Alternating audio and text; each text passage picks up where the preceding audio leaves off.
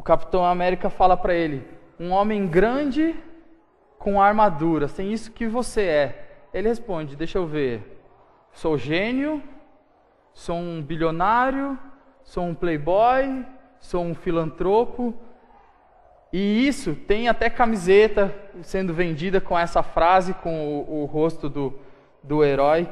E isso tem pessoas que reverenciam esse herói, assim, gostam mais desse herói por causa dessa resposta, por causa desse tipo de atitude. Mas quando nós olhamos para Cristo, nós vemos o oposto. Vamos voltar lá para o nosso texto de Filipenses 2. Vamos ler do 5 ao 11. De sorte que haja em vós o mesmo sentimento que houve também em Cristo Jesus, que sendo em forma de Deus, não teve por usurpação ser igual a Deus, mas aniquilou-se a si mesmo, tomando a forma de servo, fazendo-se semelhante aos homens. E achado na forma de homem, humilhou-se a si mesmo, sendo obediente até a morte, e a morte de cruz.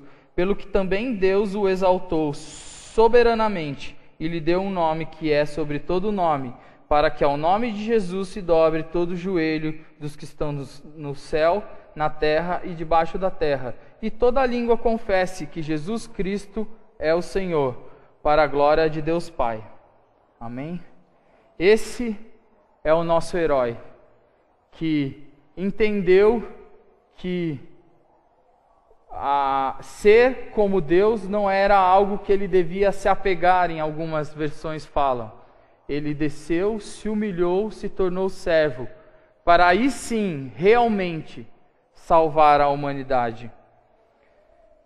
O orgulho é algo que algumas pessoas consideram a porta de entrada para todos os outros pecados, porque é através do orgulho que nós damos abertura para o nosso desejo, para aquilo que nós queremos, para aquilo que a nossa carne quer e deseja. Jesus, quando se fez homem, foi tentado no orgulho.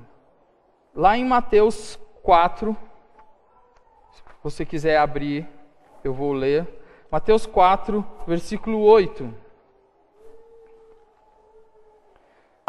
Narrando o período onde Jesus foi para o deserto e lá passou um tempo de jejum, orando, se preparando, tendo um contato mais próximo com Deus Pai, e então ele foi tentado. O diabo veio para tentar. Os 3 relatos que temos envolve algo do orgulho, algo que Jesus, olhando para suas características, para sua divindade, sendo Deus, poderia fazer, mas ele não fez porque ele veio e se tornou servo e mostrou como era a sabedoria podia se sobrepor ao orgulho. Mas o que eu quero ler, o versículo 8 fala assim, Mateus 4, versículo 8. Novamente transportou o diabo a um monte muito alto e mostrou-lhe todos os reinos do mundo e a glória deles, e disse-lhe: tudo isto te darei se prostrado me adorares. Então disse-lhe Jesus: vai-te, Satanás, porque está escrito: ao Senhor teu Deus adorarás e só a Ele servirás. O diabo tentou mostrar, falar assim: eu te dou tudo isso aqui, você vai ser o tal. Jesus já tinha, ele era Deus, mas como um exemplo de humildade, ele disse: só que tinha um porém, ele tinha que se prostrar. E Jesus sabiamente fala: só a Deus, somente a Deus devemos adorar. É engraçado olhando para a vida de Jesus, que em alguns textos, Mateus 4:8 nós já lemos, assim como o Homem de Ferro respondeu, o que você é? Sou gênio, sou bilionário, e começou a fazer uma lista como uma forma de mostrar, eu sou o cara. Jesus, na contramão disso, quando esteve entre nós, quando se fez homem, ele não se autodeclarava, ele perguntava, e esses dois textos são dois exemplos disso. Abra em Mateus 16, corra um pouco a sua Bíblia, Mateus 16, versículo 13. Conversa com seus discípulos, versículo 13 ao 17. Quando Jesus, às partes da Cesareia de Filipe, interrogou seus discípulos dizendo: quem dizes os homens ser o Filho do Homem? O que as pessoas estão falando sobre mim? O que entendem sobre mim? E eles disseram, os discípulos, uns dizem que você é João Batista, outros dizem que você é Elias, outros Jeremias ou um dos profetas. Disse-lhes eles, Jesus perguntou então, e vós, vocês, meus discípulos, quem vocês dizem que eu sou? E Simão Pedro respondendo disse, tu és o Cristo, o Filho do Deus vivo. Você não vai encontrar Jesus falando, eu sou rei, eu sou Deus. Outro texto, João capítulo 18, corre sua Bíblia aí, João capítulo 18, versículo 33. Quando Jesus está perante Pilatos. 18, 33. Pronto, Ara? Mais tempo? Vamos lá. João 18, 33. Tomou, pois, a entrar Pilatos na audiência e chamou a Jesus e disse-lhes, tu és o rei dos judeus? Jesus poderia simplesmente, eu sou o rei. Poderia, ele era o rei esperado. Não da forma que os judeus esperavam, mas ele era o Messias esperado. Respondeu-lhe Jesus, tu dizes isso de ti mesmo ou disseram tu outros de mim? Pilatos respondeu, porventura sou eu judeu? A tua nação e os principais dos sacerdotes entregaram-te a mim. Que fizeste? Respondeu Jesus, o meu reino não é deste mundo. Se o meu reino fosse deste mundo, lutariam os meus servos para que eu não fosse entregue aos judeus, mas agora o meu reino não é daqui. Disse-lhe, pois, Pilatos, logo tu és rei. Jesus respondeu, tu dizes que eu sou o rei. Eu para isso nasci e para isso vim ao mundo, a fim de dar testemunho da verdade. Todo aquele que é da verdade ouve a minha voz. Jesus poderia tomar a postura de rei, porque ele era rei, ele era Deus. Ele poderia tomar essa postura, mas não era esse o intuito de quando Deus se fez homem. Ele veio como servo para nos servir de referência e exemplo para que pudéssemos ter um alvo, uma referência para a nossa vida. Procurando alguns textos sobre o que a Bíblia diz sobre a nossa vida, como nós podemos lidar com orgulho. Segundo a Timóteo 3:4, se você quiser abrir, segundo a Timóteo 3:4. Segundo Timóteo 3:4 fala, Paulo, na sua carta a Timóteo, está falando sobre os últimos dias. O que aconteceria nos últimos dias.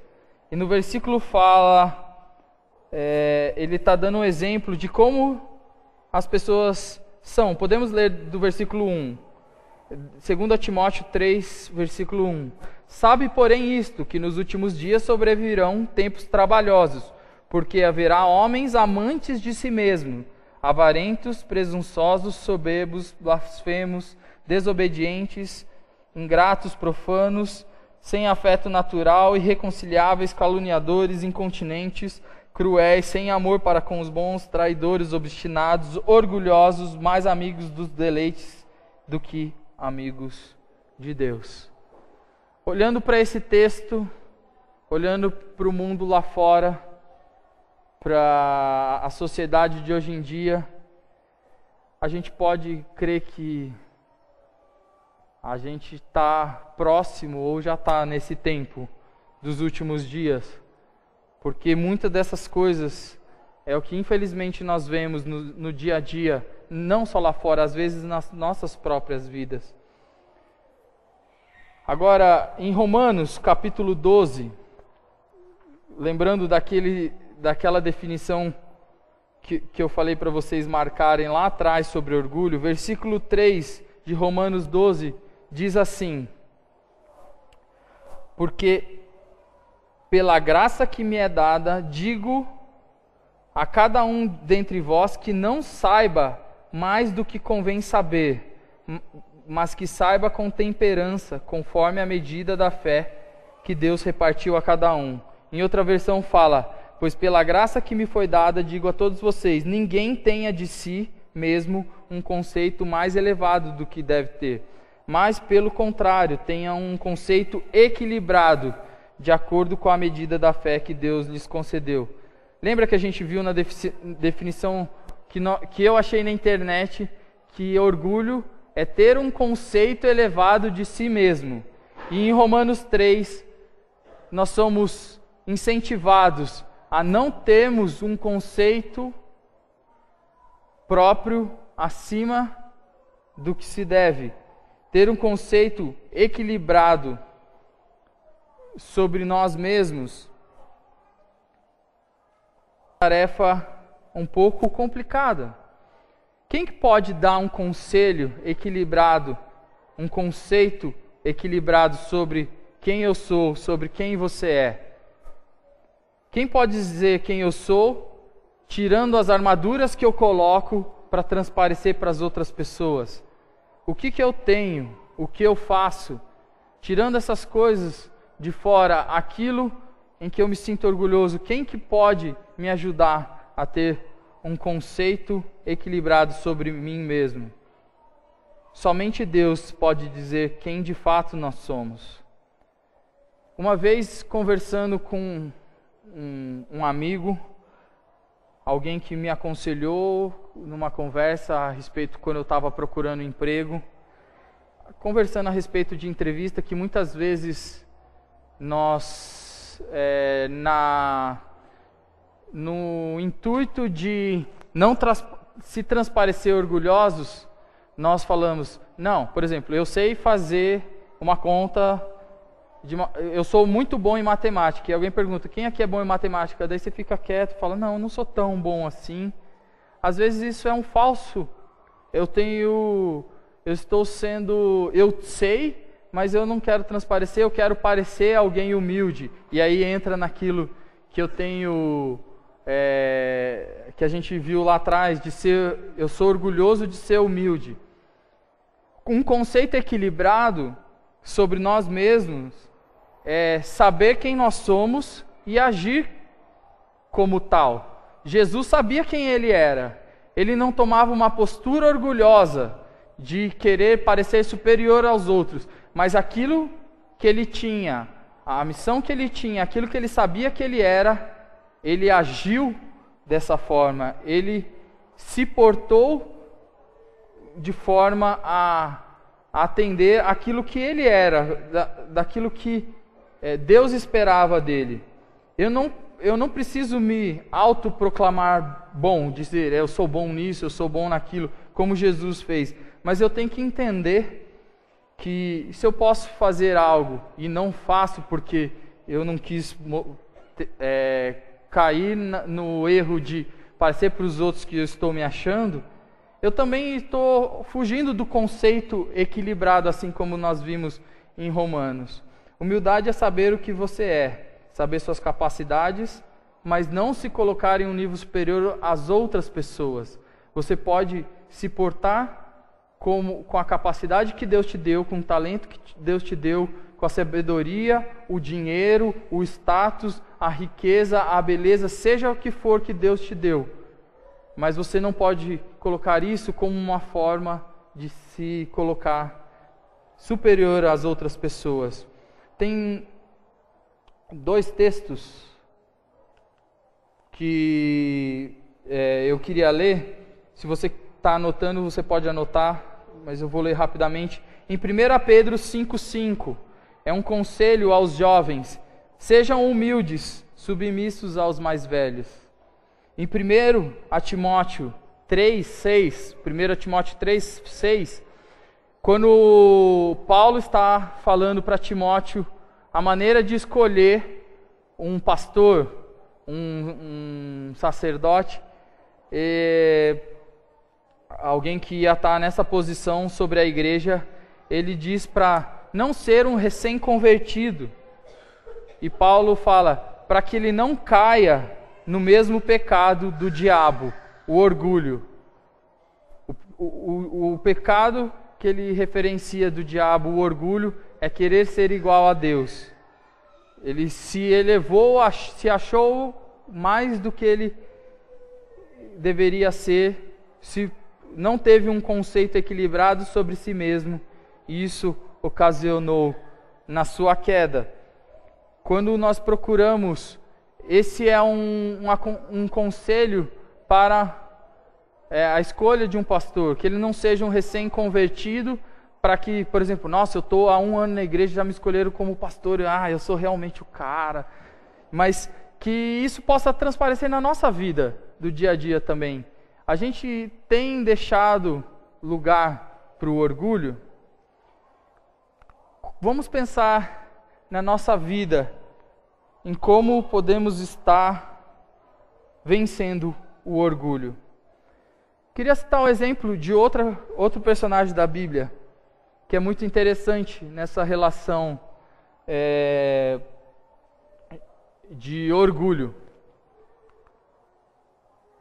Em João 3,30, primeiro lá antes, João Batista fala sobre Jesus, que ele não é digno nem de amarrar as sandálias de Jesus.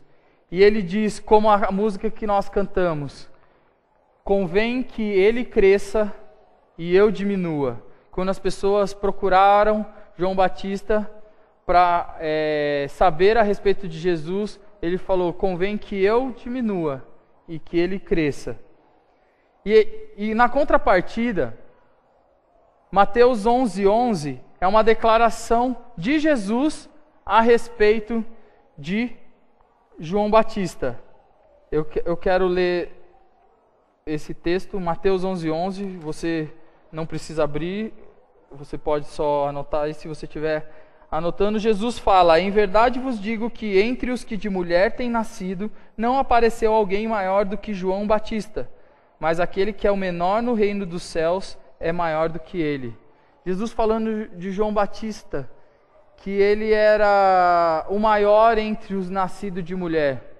Mas ele, quando olha para a vida dele e olha para Jesus, ele fala: só tem uma coisa que tem que acontecer, eu diminuir e que ele cresça. Eu não tenho que buscar coisas. Por mais que ele entendesse o papel e ele realmente agiu. João Batista, se você ler as passagens que falam sobre ele pregava, ele não se omitia, ele ia, até teve uma morte complicada por causa da postura dele, mas porque ele não abriu mão de fazer aquilo que Deus tinha dado como missão para ele. Pensando na nossa vida diária, algumas palavras que a gente pode pensar. Pensa aí, eu vou falar algumas frases pequenas ou palavras. Pensa o quanto você usa essas palavras ou frases. Isso pode ser um diagnóstico não é matemática. Não quer dizer, você não usa isso, você é orgulhoso. Mas, se você não usa ou tem dificuldade de usar essas frases, pensa aí, porque pode ser que isso seja um sintoma do orgulho na sua vida. As frases são: me perdoe. Uma outra frase: em que posso ajudar? Quanto tempo faz que você não chega para alguém e fala: em que posso te ajudar? Ou ao contrário, quanto tempo você chegou para alguém e fala: me ajuda? Eu estou precisando da sua ajuda. E outra: muito obrigado. Pensa aí, quanto tempo faz, se isso são coisas que você usa facilmente? Por que dessas frases? Porque o que acontece? Se nós não estamos dispostos a pedir perdão, ou estar dispostos a ajudar alguém que precisa, ou pedir ajuda, ou agradecer, isso pode chegar ao ponto onde nós somos orgulhosos e temos uma visão de nós mesmos onde eu não preciso pedir perdão. Não fui eu que errei. Eu não vou ajudar a fazer esse tipo de coisa, eu não vou ajudar alguém, não, eu tenho a minha posição. Ou, não, imagina, eu vou pedir ajuda para alguém? Isso é humilhante demais para mim, ok? Mas é isso que Deus quer, que nós nos tornemos humildes, assim como Jesus deu o exemplo. E agradecer, se você não agradece, você pode transparecer que você está num patamar superior e a pessoa não fez mais que a obrigação dela em fazer algo para você. Você fez aquilo que você deveria fazer. Obrigado, sem dizer obrigado. E mais uma coisa. Centro de treinamento. Eu, nessas pesquisas, ouvindo outros pastores falando sobre o assunto, eu vi essa declaração, que se nós queremos vencer o orgulho, uma grande forma, uma grande ferramenta que Deus nos deu, um centro de treinamento, se chama igreja. Por quê? A igreja seria um centro de treinamento? Porque quando a gente está em uma comunidade de fé e está no corpo de Cristo, nós somos incentivados e chamados a servir uns aos outros. E quando nós servimos uns aos outros, gradualmente nós desenvolvemos a humildade e podemos nos afastar do orgulho. Não importa o que seja, se disponha a servir, e servir é o exemplo que Jesus nos deu. Como falou, ele não considerou que ser Deus era algo que ele deveria se apegar, e se fez homem e servo. João 17, 20 e 23, é o último texto que nós vamos ler hoje. Queria que você abrisse. João.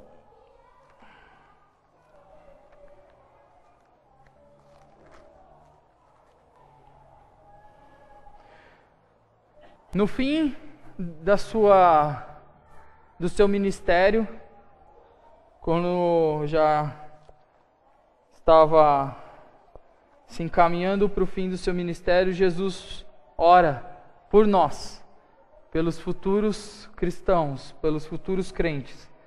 João 17, versículo 20, fala assim: eu não rogo somente por estes de agora, mas também por aqueles que pela sua palavra hão de crer em mim, para que todos sejam um, como tu, ó Pai, o és em mim e eu em ti, que também sejam um em nós, para que o mundo creia que me enviaste.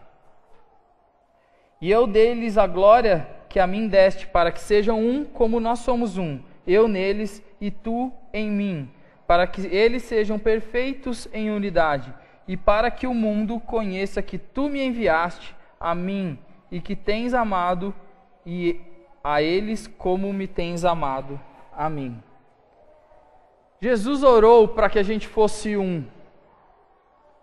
Quando nós estamos no nosso centro de treinamento, na nossa igreja, na nossa comunidade de fé, nós somos chamados ao serviço. E nós só conseguimos ser um com o nosso irmão quando eu não me coloco, quando você não se coloca, quando nós não nos colocamos um acima dos outros. Se eu me coloco acima de alguém, eu não estou em unidade, eu estou me colocando num patamar acima. Isso não é unidade. Jesus orou para que fôssemos um. Por isso devemos usar o nosso corpo, a nossa comunidade de fé, como um centro de treinamento contra o orgulho. E para finalizar, para que você pare, pense e pratique, queria deixar 3 coisas para que a gente, como um resumo do que a gente conversou hoje. A primeira delas, que armaduras eu estou vestindo? Eu tenho tanto dinheiro que isso me torna melhor que os outros, eu tenho tanta humildade que isso me torna melhor que os outros. Como tem sido a minha vida como um cristão? Pensando naquelas palavras, eu tenho usado aquelas palavras, isso tem me... como tem sido a minha vida? O meu status, a minha inteligência, o meu intelecto, o meu conhecimento, aquilo que eu sei fazer, aquilo que eu posso fazer, ou o dinheiro que eu tenho, qualquer coisa. Que tipo de armadura, ou alguma coisa que você peça para Deus... Peça para Deus te ajudar a identificar na sua vida, se é algo que eu não citei aqui, não tem problema, mas se Deus tocar no teu coração, pede para que Ele ajude a desenvolver na sua vida um afastamento do orgulho e uma proximidade da humildade. Segunda coisa, temos a nossa referência em Jesus. Lembra sempre de Filipenses 2, que Deus se fez homem e servo. Se Deus, que era Deus, se tornou homem e servo, por que eu não vou servir? Por que eu não posso desenvolver em mim a humildade? Se eu digo que Jesus é a minha referência, se eu digo que Jesus é o meu exemplo de vida, se eu digo que Jesus vive em mim, eu tenho que agir como Jesus agiu. E em último lugar, pensa, como eu posso servir? Se você já tem servido, continua. Não precisa sobrecarregar de coisas. Se você já tem servido, continua. Se você não tem servido, busca algo. Isso vai nos aproximar uns dos outros, vai nos tornar um. Como quando a gente entende que a gente é parte essencial e necessária num corpo. Deus te colocou aqui, nesse pedaço do corpo de Cristo, nessa comunidade de fé. Deus te colocou aqui por algo. Deus tem alguma capacidade, alguma habilidade que você tem, que Ele quer usar para a glória dEle. Pensa, pede para que Deus te ajude e se disponha a servir. Porque quando nós entendemos que somos parte de um corpo, quando nós desejamos tornar um com nossos irmãos, nós nos afastamos do orgulho e nos aproximamos daquilo que Cristo tem para nós. Feche os teus olhos. Nós vamos cantar novamente e a nossa